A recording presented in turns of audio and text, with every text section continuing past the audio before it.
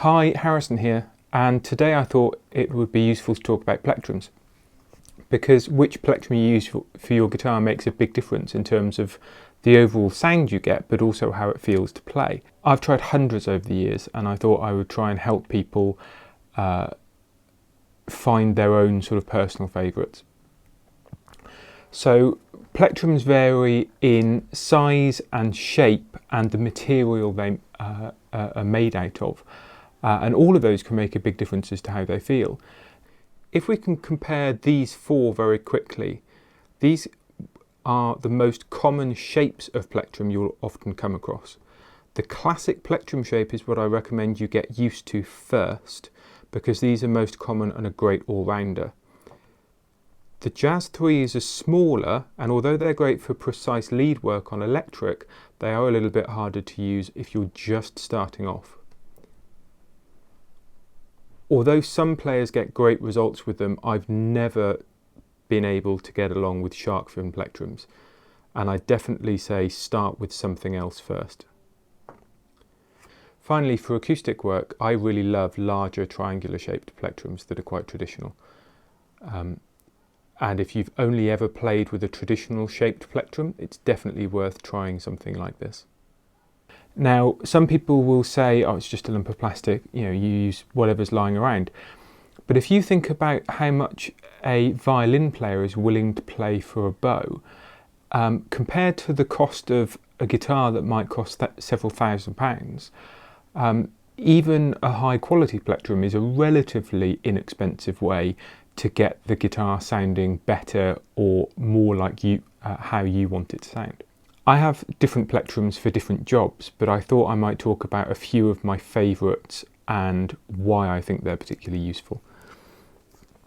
First up is the Dunlop Tortex 60. This is my go-to all-round plectrum that I use every day. Great for strumming acoustic, there's a little bit of flex in it, and they're relatively cheap. You can buy these in packs of 72, so all of my students have them, and I can even tell the difference between a brand new one and one that I've been using for months. They're great for strumming acoustics, and if you're looking for an all-round plectrum without spending too much money, I definitely recommend those. Now keep in mind, a heavier plectrum is going to be less flexible and give you more volume and a brighter tone, but I find with most heavier plectrums you also get more string noise, although material affects that as well. I mentioned briefly that you get plectrums in lots of different shapes, and you're going to see several in this video today.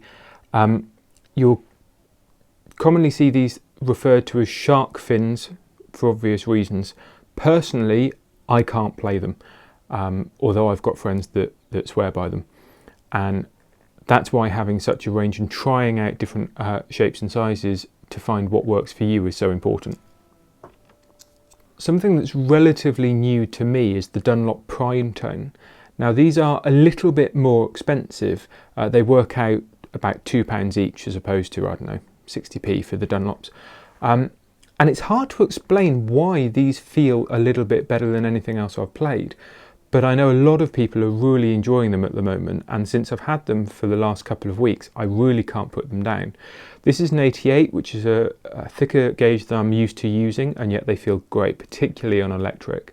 And I'm really keen to try something a little bit thicker again for lead work. One of the classic plectrums that you'll see guys like Eric Johnson and Joe Bonamassa talk about is the Dunlop Jazz 3. These plectrums have got a sharper point, and although they do a larger one, tend to be smaller than the standard plectrum size. For precise lead work on electric guitar, I love these, and that tends to be the group of people that really rave about these. I would never use it for acoustic, so I see it as a more specific tool, but I've always got them around. Moving then to something that I would think of more as a premium plectrum. Now, there's been a lot of discussion about this. The Dunlops that I mentioned are mass-produced. You can buy them in bags of up to 72 at a time. Mine go around the washing machine and I lose them and things, and I don't really care, I just buy more. My Wegen plectrum, which is handmade, these range from between £13 and £28 each, and they're still essentially plastic. So a lot of people say that's a huge amount of money to pay. But if they feel better and make you slightly more accurate and you're using them all day, I think that justifies the relatively small cost compared to the cost of the instrument. And I have to say, if this got lost or broken tomorrow, I'd have to go out and buy another Wegen. This is my go-to plectrum for flat picking fiddle tunes and single note melodies, particularly on acoustic, or that works great for electric as well. This particular one is a TF100. There's a TF250 as well, which is quite a thick plectrum. And both of these have got a little bit of a brighter tone than something like a Dunlop, but they just feel great for certain forms of acoustic playing. I think if you're starting out with guitar, it's definitely worth investing in a few relatively decent quality plectrums by somebody like Jim Dunlop, as opposed to getting loads of really cheap ones.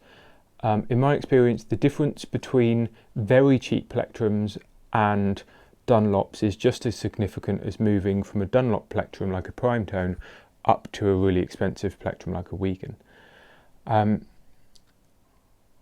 The other thing that people ask me about are Plectrum Punches, these devices that look a little bit like a stapler that cut a plectrum shape out of any sort of unwanted plastic around the house.